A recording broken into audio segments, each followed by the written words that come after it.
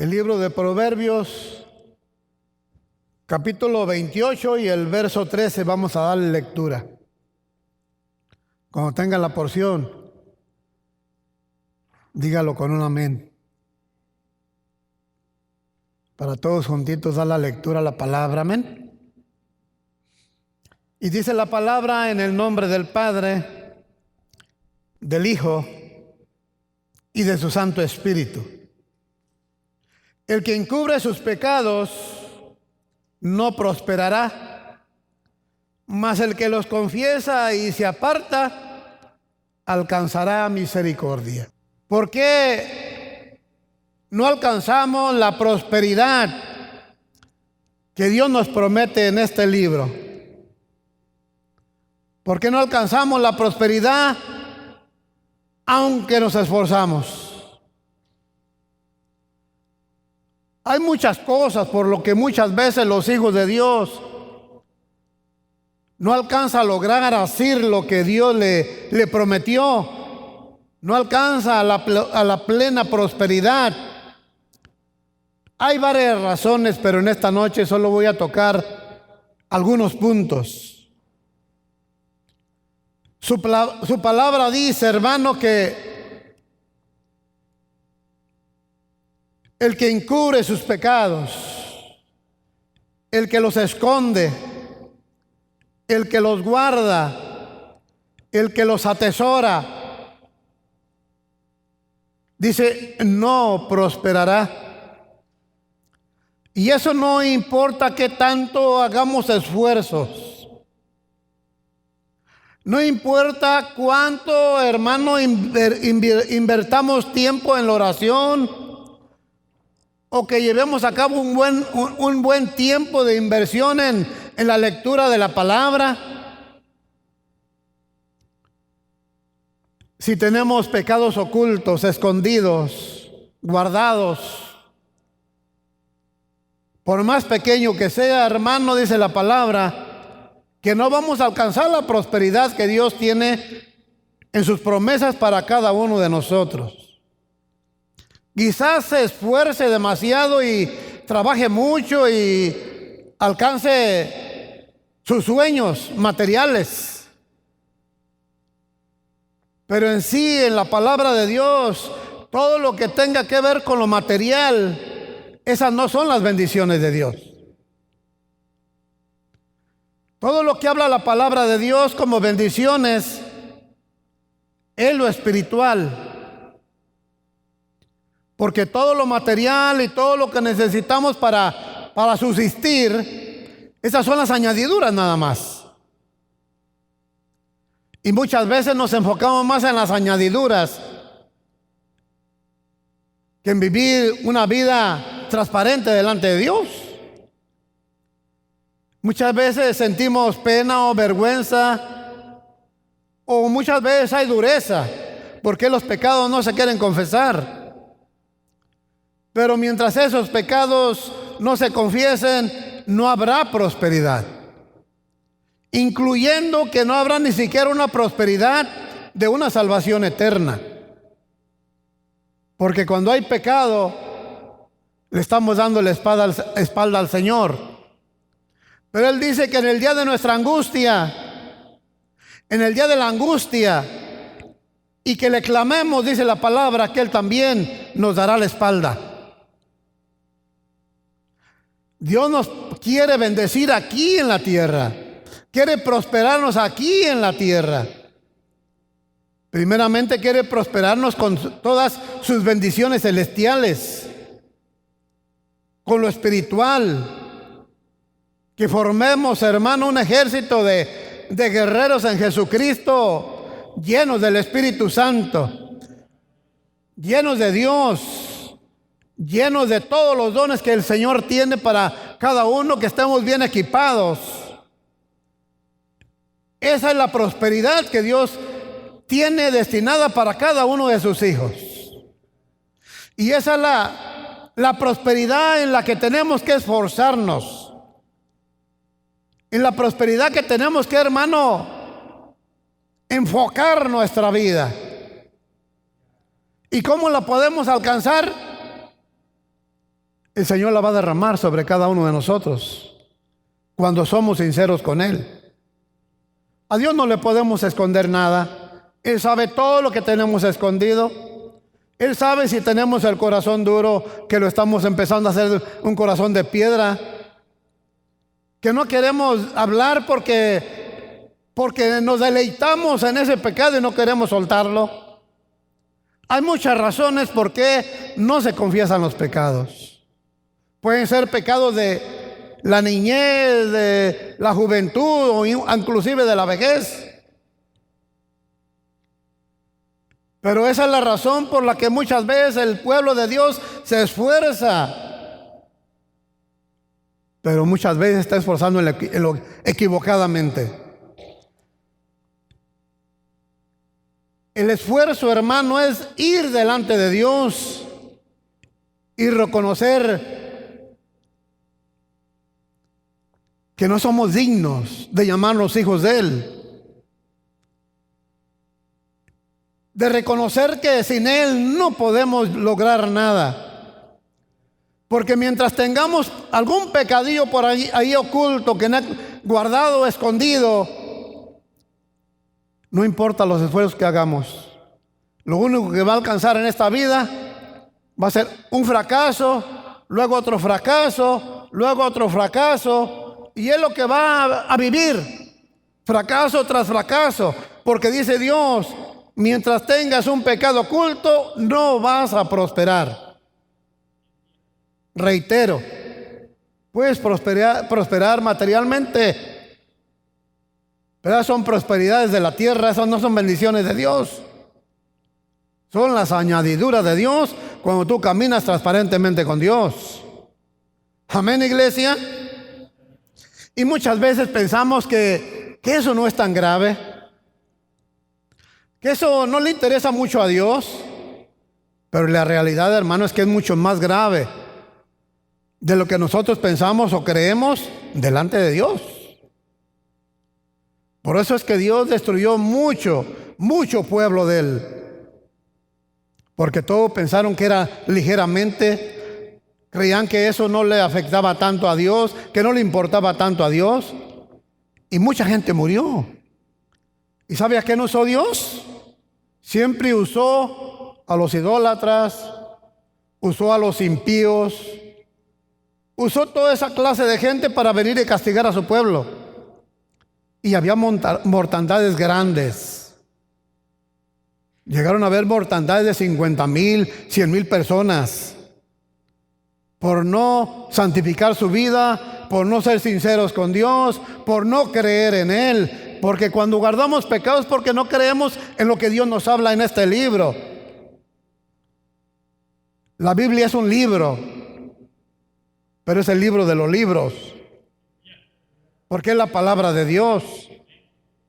Apenas recién empezamos este año, llevamos medio mes de este año 2020. Así es de que si queremos prosperar, no esta semana, no el mes que viene, no todo este año 2020. Si queremos prosperar toda nuestra vida, que Dios nos dé aquí en la tierra, necesitamos ser sinceros con Dios y sacar lo que no le agrada a Dios, sacar lo que nos aleja de Dios, porque el pecado nos aleja de Dios. Dios está en el mismo lugar, dice la palabra. ¿Me entiende, iglesia? Amén. Así que fíjese la magnitud que lleva el pecado.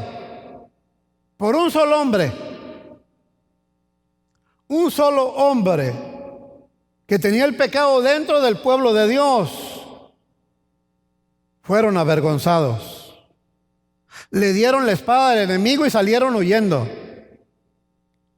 Y luego dice la palabra que Josué, vamos a leerlo, hermano,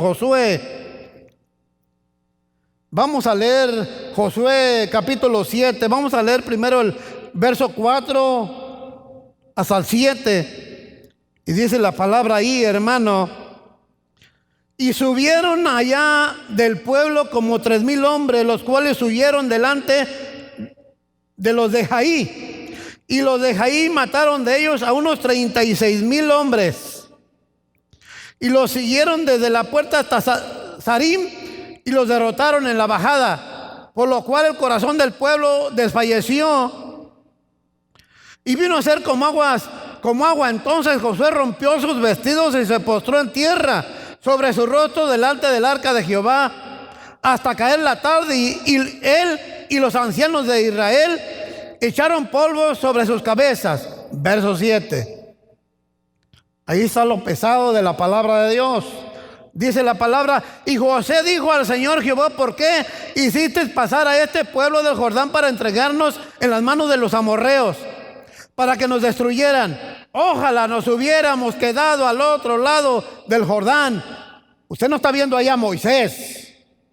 Josué no alcanzaba a llenar la pisada de Moisés todavía, porque le estaba regateando a Dios. Estaba hablando como los que sacaron de allá de Egipto, y en el desierto decían: mejor nos que hubiéramos quedado en Egipto. Está hablando idénticamente igual Josué. Josué todavía no llega a esa madurez, a esa plenitud de confianza en Dios. Y fíjese lo que dice Dios en el 8. Ay, Señor, ¿qué diré? Ya que Israel ha vuelto la espalda delante de sus enemigos, porque los cananeos y todos los moradores de la tierra oirán y nos rodearán y borrarán nuestro nombre de sobre la tierra. Y entonces, ¿qué harás tú a tu grande nombre? Verso 10. Y Jehová le dijo a Josué: levántate, ¿por qué te postras así sobre tu rostro? ¿Qué significa esto, hermano? Que muchas veces tenemos en nuestra vida, en nuestro hogar, en nuestros hijos, en nuestras propias vidas, en el matrimonio, pecados, hermano, y queremos solucionar todo de rodillas.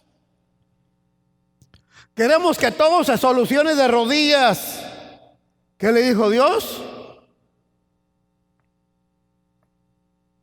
En el verso 10 le dijo Jehová a Josué: levántate.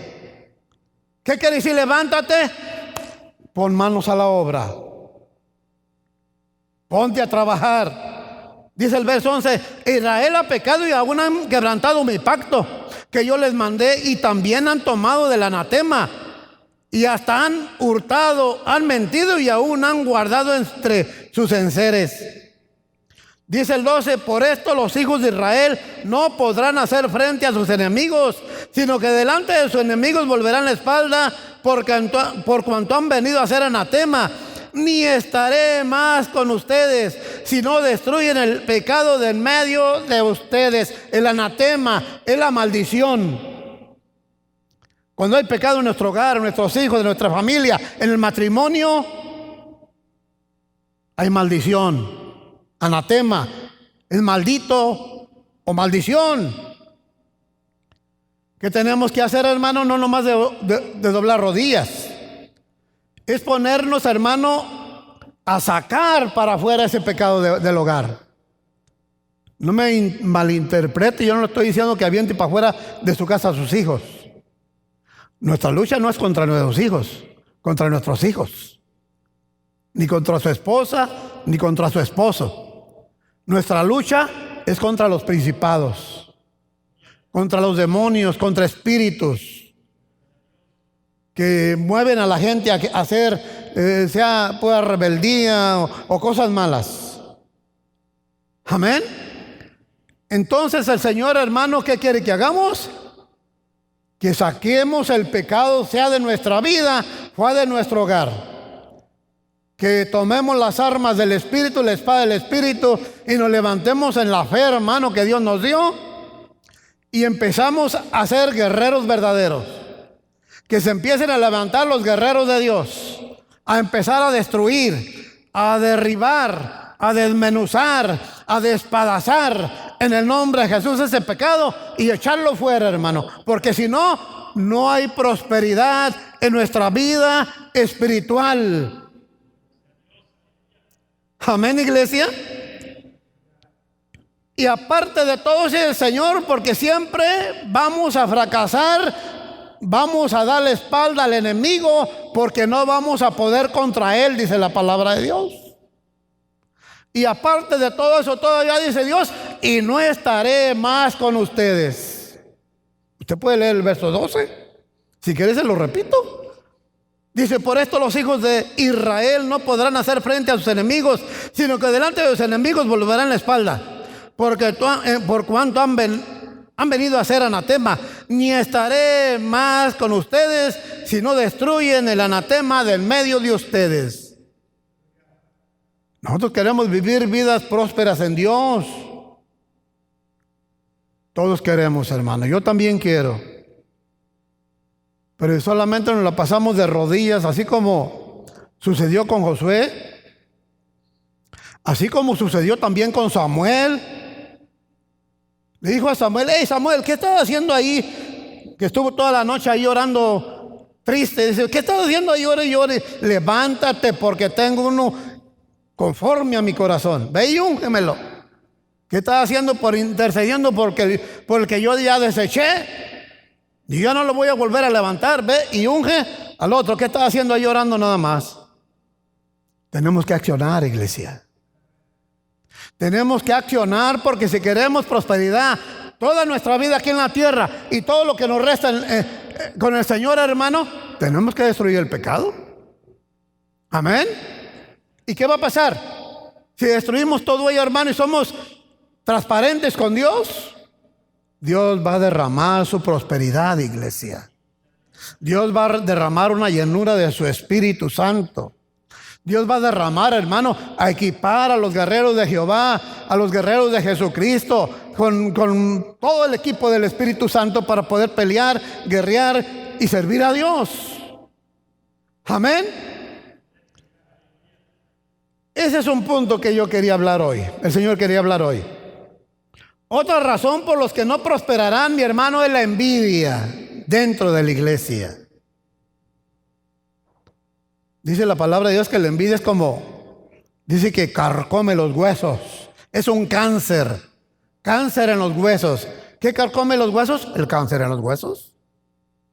Entonces, la envidia es un cáncer en el alma de aquella persona que envidia. Amén. Leemos la palabra de Dios, Proverbios 27:4. Y dice la palabra, hermano, cruel es la ira, impetuoso el furor, mas ¿quién podrá sostenerse delante de la envidia? Cuando está diciendo quién podrá sostenerse, quiere decir que van a caer fulminados por el pecado. Dios no lo destruye. El pecado nos destruye, iglesia. No es Dios. Es el pecado el que nos destruye. Es en el cual dice que no podemos, lo reitero, dice, ¿quién podrá sostenerse delante de la envidia? O sea que nos va a derribar. Y ya derribados, hermano, ¿quién podrá levantarnos? Aquí en la palabra de Dios no existe el chapulín colorado. Dios es el único que nos puede levantar. Pero ¿qué tenemos que hacer, hermano? Renunciar a la envidia. Aborrecer la envidia. Porque si no aborrecemos la envidia, iglesia, Dios nos va a aborrecer a nosotros. Porque Él ama al pecador, pero aborrece el pecado. Y si Él aborrece el pecado, nosotros también lo tenemos que aborrecer. Así que no tenemos que tener envidia de nadie, hermano. O sea, algún hermano, alguna hermana, alguien, tú ves que te supera. Te supera en cosas, en todo, en lo espiritual, en lo material. Y eso te molesta. Ay, hermano. La razón es simple. Le tienes envidia. Muchas veces queremos disfrazar las cosas, hablando otras cosas fuera de lo verdadero que hay en el corazón. Pero cuando nos molesta que alguien esté superando a ese hermano y nos supere más bien en todo, le tenemos envidia. Y la envidia es un pecado que no viene del cielo, viene del mismo infierno, iglesia. A que no envidies. ¿Por qué? Porque Dios nos da la misma oportunidad a todos nosotros de que prosperemos. No tenemos por qué envidiar a nadie. ¿Recuerdas a David que envidió a los impíos? A los que no obedecían a Dios, a los que tenían un corazón rebelde. Pero los miraba, dice David, que los miraba que no tenían ni enfermedad, no tenían dolores, no tenían quebrantos, más bien todo lo que hacían, todo les prosperaba, pero claro, lo material. Hasta que comprendió que Dios le habló y le dijo, pero esos van a perecer y tú no. Ellos van derecho al infierno y tú vas derecho al cielo. Eso es lo que comprendió el rey David, hermano. Nosotros tenemos que comprender lo mismo exactamente. No envidiemos a nadie. No envidiemos ni a ricos ni a pobres, porque muchas veces no es porque envidiemos ni siquiera a los ricos. Muchas veces envidiamos a los pobres con lo poquito que tienen, hermano. Tenemos que saber estar contentos con lo que tenemos, porque no valoramos lo que Dios nos da. Amén. No envidiemos, iglesia. No envidiemos, porque si tú dices que tienes el amor de Jesucristo para todos tus hermanos y aún para los no hermanos, que tienes el amor que Cristo puso en tu corazón, pero hermano, la palabra de Dios dice en 1 Corintios 13:4, dice que si tú verdaderamente tienes el amor de Dios dentro de ti, porque tenemos el Espíritu Santo, dice la palabra de Dios, dice el amor no tiene ¿qué, hermano? Envidia. El amor del mundo sí tiene envidia. Pero nosotros los que estamos aquí no tenemos el amor del mundo. Más bien aborrecemos el mundo. Todas las cosas malas que el enemigo está haciendo porque él gobierna el mundo. Entonces, si nosotros tenemos el amor de Dios, no podemos. El amor de Dios no nos deja envidiar a ningún hermano, a ninguna persona que esté prosperando. Amén. Enfoquémonos, hermano, en nuestra salvación. El Señor nos dice que la cuidemos con temor y temblor. ¿Por qué pone que la tenemos que cuidar con temor y temblor? Bueno, porque sí se puede perder. Muchos platican que no se puede perder, pero si pecamos se puede perder. Si tú no pecas, hermano, toda tu vida de cristiano, tú guardas la salvación, no hay ningún problema. Tu salvación es eterna. Amén. Pero si caes en las cosas que estamos hablando hoy, en pecados ocultos o en la envidia, estás en problemas delante de Dios. Amén. Así que no tenemos que envidiar a nadie. Es el segundo punto. Voy a otro punto, hermano. Amén. Voy a otro punto. Y dice ahí lo que quiero hablar yo hoy. Tampoco se prosperará cuando no existe armonía financiera entre el matrimonio. Cuando no existe, hermano, una armonía. Porque cuando vinieron al altar ahí a recibir la unión de Dios, dice que cuando Dios los une ahí en Génesis, déjenme le doy el verso, a ver si lo encuentro, porque yo mismo me pierdo Porque acuérdense que yo no fui a la escuela, ni de noche ni de día.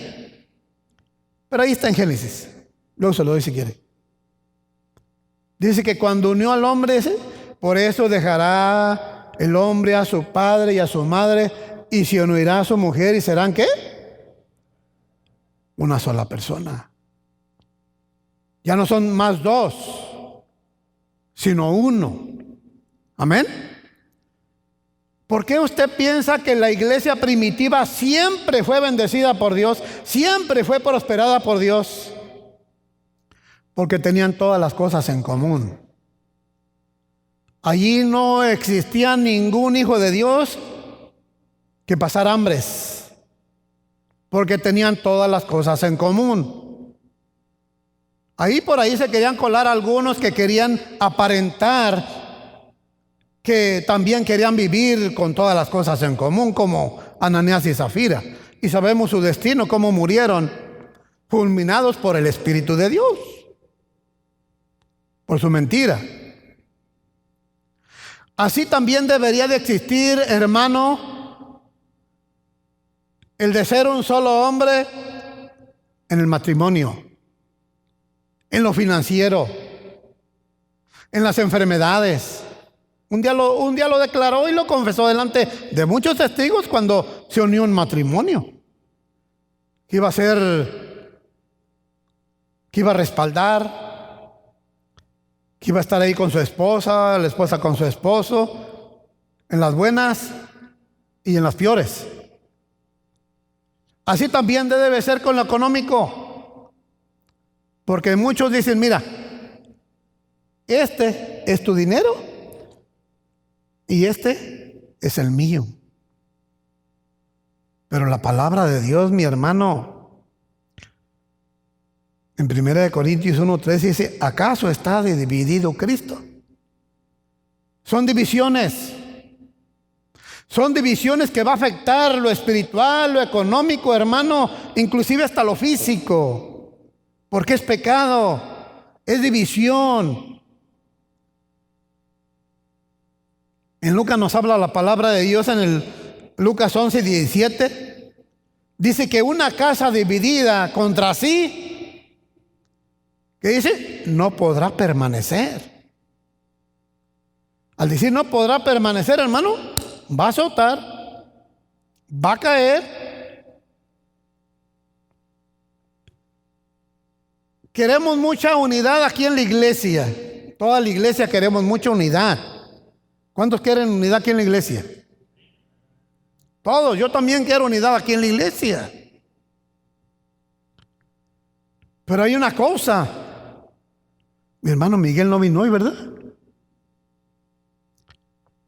Pero hay una cosa, hermano, que si no hay unidad en el hogar primeramente, en la iglesia no puede haber esa unidad. Primeramente se tienen que unir los matrimonios aquí. ¿Cuántas personas están enseñando niños que me las traigan, por favor? Porque hay mucha gente que no veo aquí, por favor.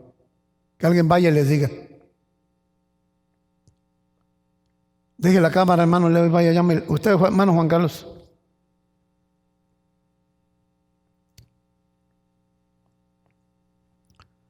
Porque, hermano, queremos unidad aquí. Todos nosotros queremos la unidad. Pero si la unidad no comienza en el hogar, iglesia, no vamos a alcanzar la unidad aquí en la iglesia tampoco, si no empieza en el hogar, en nuestra casa. Entonces, mi hermano, ¿cree que a Dios le agrade que el matrimonio tenga usted lo suyo y tenga yo lo mío? Y solo cuando tiene uno de los dos una necesidad extrema, entonces dice que no te acuerdas que somos una sola carne, que ya no somos dos, sino que somos uno. Sí, porque nosotros los seres humanos somos muy convenencieros muchas veces. Y somos bíblicos solamente cuando tenemos una conveniencia. Nosotros tenemos como hijos de Dios ser bíblicos todo el tiempo. Depender de la palabra, caminar sobre la palabra, llevarla a cabo todo el tiempo. Que no sea por ganancias deshonestas, que no sea por conveniencias, sino que sea con sinceridad y con amor todo. porque Dios lo manda. Amén. Así de que dice la palabra, ¿acaso está dividido Cristo, hermano? No.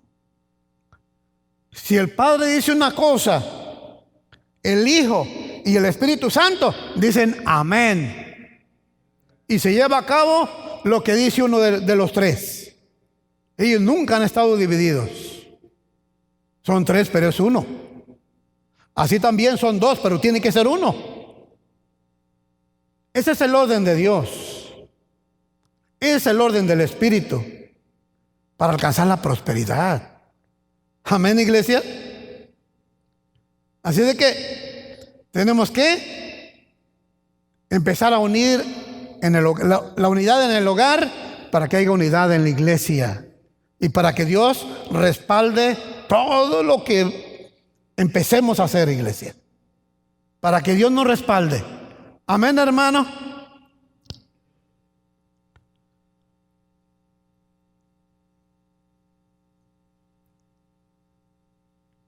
Hay que todo eso delante de Dios, hermano, es una división. Más bien todo matrimonio deberá de tener metas en conjunto. Porque imagínense un grupo de música, sea de acordeón o sea de cualquier grupo. Si cada quien dice, este es lo mío y ese es lo tuyo, y empieza cada quien por su lado, ¿cómo se escucharía? Así el matrimonio también tiene que hacer metas, formarse metas, pero en conjunto, hombro con hombro, espalda con espalda, siempre tomados de la mano para cuando se va a llevar a cabo una meta que tengan, hermano, que siempre juntos. Amén, iglesia. Porque entre esposo y esposa no deben de existir divisiones, mucho menos egoísmos. Porque delante de Dios, Dios tiene todo escrito.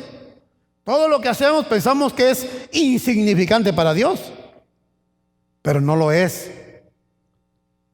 Cuando muramos y vayamos delante de la presencia de Dios, nos va a hacer saber todas las cosas que sabíamos que estaba en desorden delante de Él y no lo arreglamos.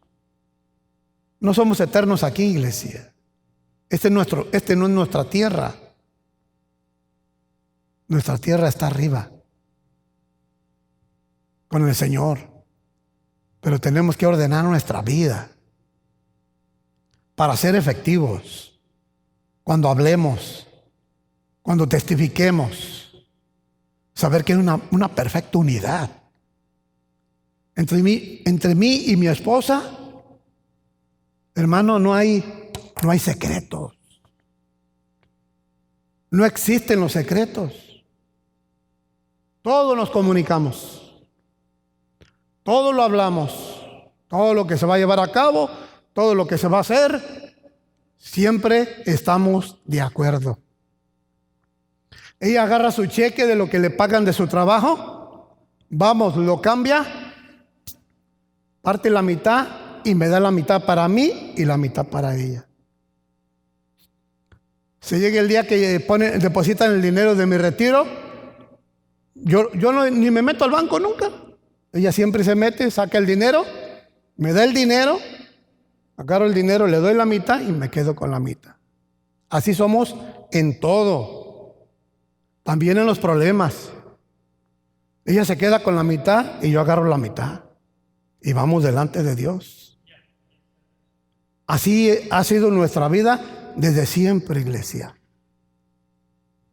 ¿Por qué, hermano? Porque así debe de ser delante de Dios. Cuando no hay comunicación, no hay amor. Cuando no hay comunicación, hay resentimientos, hay rencores, hay rencillas, hay peleas, hay pleitos. Por eso no hay comunicación. Tenemos que ir delante de Dios, hermano, y ordenar nuestra vida. ¿Para qué? Para que lleguen las bendiciones de Dios, para que llegue la prosperidad de Dios, empiece a fluir, como dice la Escritura, para que empiece a fluir como ríos de agua vida de nuestro vientre. El Espíritu Santo se empiece a mover con toda libertad de nuestra vida, iglesia. Amén. Vamos a pasar a otro punto, iglesia. Tampoco si hay prosperidad de Dios. Aquí todo lo que hablamos es de Dios, no del mundo. El mundo queda fuera, cero a la izquierda y repudiado por los hijos de Dios. Tampoco si hay prosperidad cuando se es avaro. Porque cuando se es avaro, se es poco generoso con Dios. ¿Por qué? Porque esto nos impide, hermano, dar para recibir. ¿Qué más nos impide? Bueno, nos impide también sembrar para cosechar delante de Dios. Hay muchas áreas en la vida que tenemos que cuidarnos. Ahora, todos estos puntos no los tenemos. Bueno, Dios lo está trayendo para que se cuide, que no, cuando vengan a visitarlo. Y si ya lo venía trabajando a usted en eso, empiece a echarlo fuera y a destruir todo ello. Porque eso es malísimo, hermano. Amén. El ser avaro se traslada a la misma palabra que es avaricia. Amén. Dios nos lo demuestra con su palabra. Dios repudia, hermano. Dios repudia la avaricia. Leemos la palabra. Voy a leer en dos traducciones. La traducción que me gusta tener aquí en el teléfono y la Reina Valera. Nomás que en veces no me obedece. Tengo que poner todo el código. Vamos a leer, hermano, en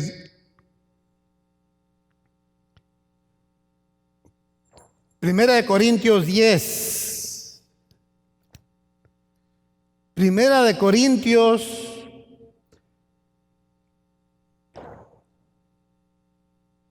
6:10, perdón. Es 6:10.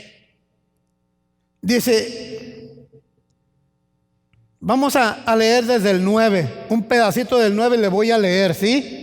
Usted lo va a leer en la suya, yo le voy a leer en la mía. Desde el 9, un pedacito, dice la palabra así. Ay, estoy bien mal aquí ahorita. ¿Me permite un momento? Primera de Corintios. Otra vez me regresé a mí mismo.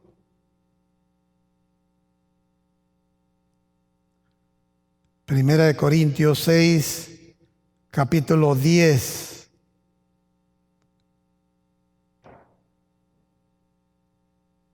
Desde el 9, voy a leerle un pedacito de más del 9. Dice, ¿no se dan cuenta de que los que hacen lo malo no heredarán el reino de Dios?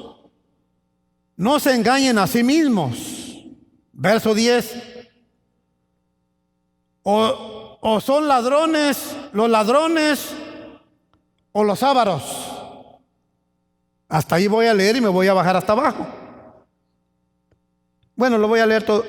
Son los ladrones o los ávaros o los borrachos o los que insultan o los que estafan a la gente. Ninguno de esos heredará el reino de Dios. O sea, cuando un hijo de Dios es avaro y poco generoso con Dios, no va a llegar con él. Es lo que dice la palabra.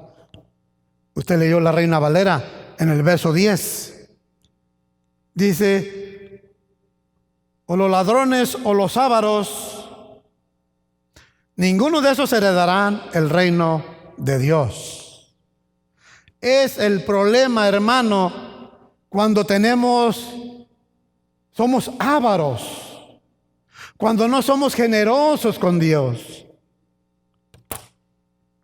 Si usted puede ver, hermano, las iglesias de los mormones, ¿las puede ver usted? ¿Cómo están de los mormones? Unas iglesias bien altas con unas puntotas hasta arriba. Los americanos, unas iglesias que tienen magníficas y las tienen llenas. ¿Por qué usted cree que tienen todo eso, hermano? Y otra cosa, son los que tienen los mejores trabajos que cualquier otra raza. Los hispanos, los morenos, los asiáticos, todos quedan por debajo. Los que están acá arriba en los mejores empleos, los mejores puestos, los tienen los americanos. El secreto es que son generosos con Dios. Por eso es que tienen todo eso, hermano. He ido al banco de comida aquí, llegan puros hispanos. Juan Carlos es testigo. Ya no nomás nos dejaban ver que pasaban, agarraban todo y ya cuando llegamos nomás estaba unas cositas así en la paleta, ¿cierto, no, hermano? ¿Y quiénes eran los que estaban? Que parecían hormigas y parecían chochos y langotas y se acababan las paletas rápido. Los hispanos. Eso que trajimos hoy, fui a una iglesia, a un banco de americanos. Ahí no hay nada de eso. 3 personas escogiendo donde quiera lo que tú quisieras ahí empezar a cargar. 3 personas andaban, 3 pastores andábamos, 2 pastores eran yo creo y nosotros, yo y mi esposa. Ahí no hay con que se avientan, que andan a la carrera, que se rasguñan las manos. No hay nada de eso. ¿Por qué? Porque los americanos, mi hermano, tienen la mejor prosperidad. Hablando de hijos de Dios. Hablando de los hijos de Dios. Porque son generosos con Dios. Porque no permiten que se anida en sus vidas la avaricia. Entonces tenemos que cambiar ahí, hermanos, los puntos que estamos viendo. El punto importante que más que traigo yo en esta noche, hermano,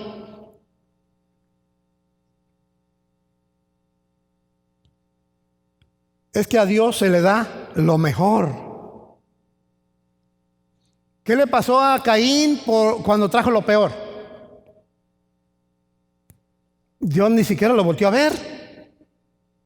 Dios ni siquiera volteó a ver la ofrenda o primicia que trajo. ¿Por qué? Porque él sabía que era lo peor, lo que trajo Caín. ¿Y qué pasó con la ofrenda o primicia que trajo su hermano? Dice la palabra, y le agradó a Dios. ¿Por qué? Porque trajo de lo mejor. La Biblia lo declara bien hecho, que él escogió de lo mejor, dice la Biblia. Entonces a Dios tenemos que darle lo mejor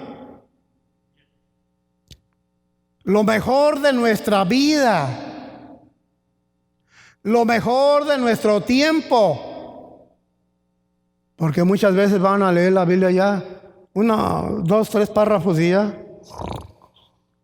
porque viene cansado del trabajo.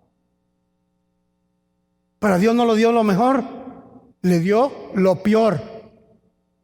Y eso Dios no se lo toma en cuenta para nada, 0. Así como a Caín, así le va a tomar en cuenta. Todo eso que le da la última a Dios, lo peor, no se lo va a tomar en cuenta, iglesia. Porque a Dios se le da lo mejor de su tiempo. A Dios se le da lo mejor de su vida. Amén. Lo mejor. Dios quiere de nosotros lo mejor. Él no quiere lo peor. Cuando traen las ofrendas, que no lo vea el hermano, porque va a sacar $1 todo bien arrugado y luego lo hace así, para que no se den cuenta los demás cuánto va ahí, y avienta el $1, pero hecho chicle. Eso es lo peor. Y queremos